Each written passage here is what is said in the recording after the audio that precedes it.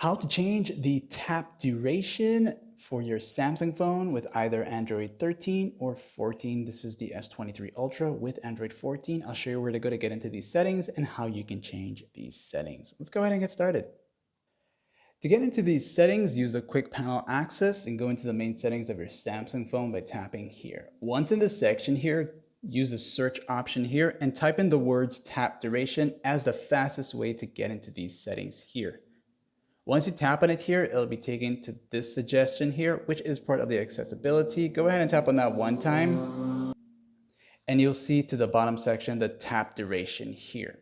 Once you enter into it, this is what you're gonna see. Now, once you see this here, basically in order to make the changes, so I wanna turn this on here, right? But it's not gonna let me do it. So what I'm gonna have to do is first try to adjust this first to how much longer you want for it to be in terms of recognizing that you just tapped your screen. And honestly, I wouldn't recommend going past 2 seconds, as you'll find that it's going to be harder to navigate your phone.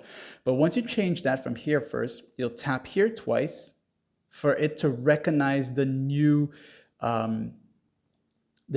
touch, okay? So when I turn this on here now, I'll be able to turn it on actually, and then you'll want to keep that on. By keeping it on, you're telling your phone that you want it to be 0.2 seconds to recognize that single tap from now on, okay? That's what you're saying right now, okay? If not, you don't want that, you'll have to turn it off, okay? So I'll just turn it off and I'll go back here now and I'll double tap it again. 1, 2, it'll say test complete and we're back to what it was. So whenever you wanna make a change, you'll have to adjust the amount first, tap here twice based on the seconds here. So if it's 0.5, your tap is going to be a little bit longer than usual. And then you go here, turn it on, and then keep that setting for that. And then do the opposite if you don't want it that way, like in sub.